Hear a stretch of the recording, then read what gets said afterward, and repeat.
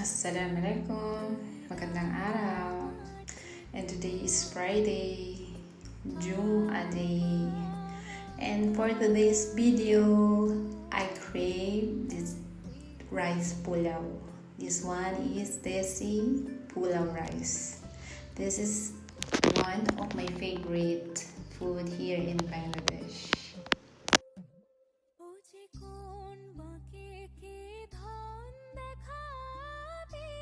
Naggisa lang ako dyan ng dahon ng laurel or tespata and cinnamon stick and cardamom and chinagura rice.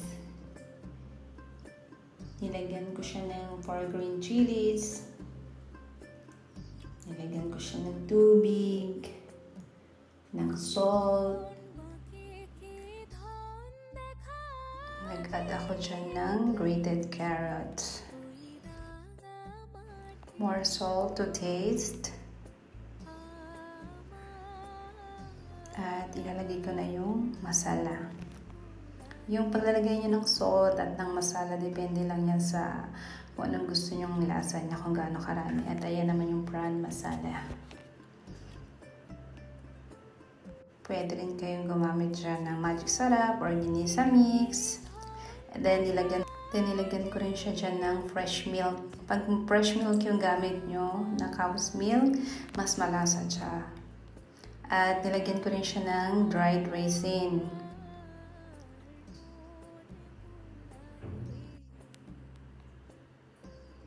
Ayan, ang bango-bango niya. At ayan, luto na siya. Nagtosta rin pala ako dyan ng onions, maraming onions. Mas marami, mas masarap. Depende na sa inyo kung gaano ka golden brown yung gusto nyo. Then after namin palang mag-lunch, after Asur pray, nag-decide kami na lumabas kahit maputik yung daan. Mag-walking kami ngayon dito sa labas ng village. Samahin nyo akong itur ko kayo sa labas. At ayan, lumabas na ako ng gate namin. Hinahantay ko na yung mag-aama ko dyan. Kasi pumunta sila ng masjid. Nag-pray sila ng Asur doon. So ayan yung surrounding namin. Nature na nature talaga. Nakikita nyo ang kalangitan, blue skies. Napakagandang tingnan. You will feel more relaxing. At very greens yung surrounding natin dyan. Ayan, habang inaantay ko sila. Nag-video lang ako dyan sa surrounding namin. Ito yung surrounding namin sa labas ng gate. Ayan, napakasimple lang ng buhay dito sa barrio, dito sa village. Napakapayak. Ayan. Ayan.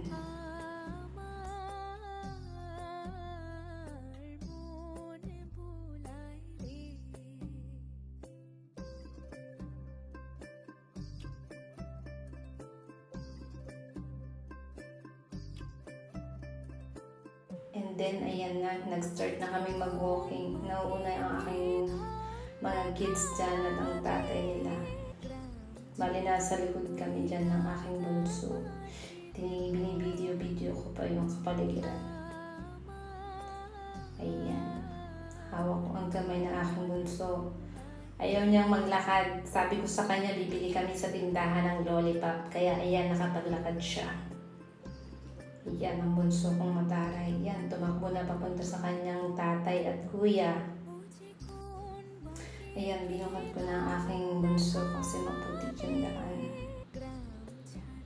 Ganito ang buhay namin dito. Simpleng buhay dito sa Penny, Bangladesh.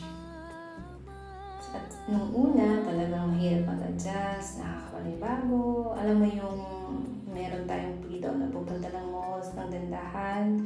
Dito kasi hindi ganon. Kung gusto mong pumunta sa labas, kailangan may kasama kang family member dito. At masyado sila ditong conservative.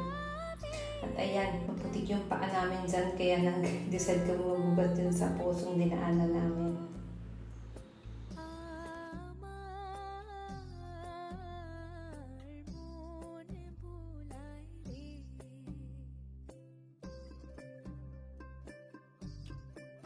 Ayan, kung nakikita niyo yung paligid, maputi kung dadaan.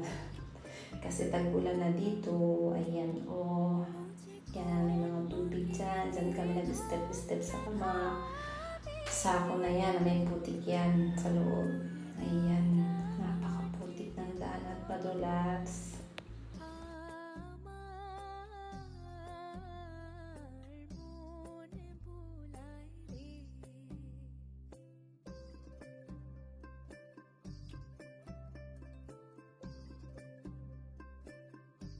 Alhamdulillah, nakarating kami sa daan na maayos, may simento. Ayan, pupunta kami dito sa small dukan or sari-sari store sa atin sa Pilipinas. Ganito ang kanilang sari-sari store. Pupunta kami, bibili kami ng konting kut-kuti ng aming mga batang makukulit.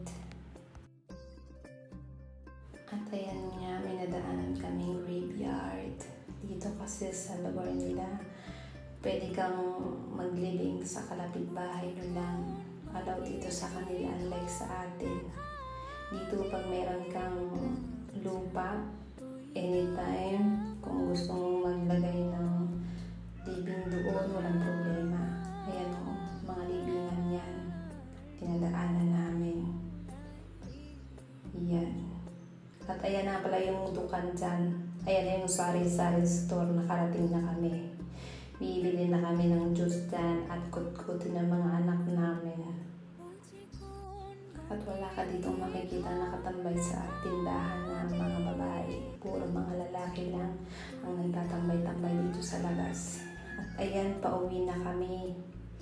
Pauwi na kami sa aming bahay. Ganito ang aming buhay at kapaligiran dito. Thank you for watching. Maraming salamat sa pagsama. Hanggang sa huli. I hope you enjoy watching. Masalamat!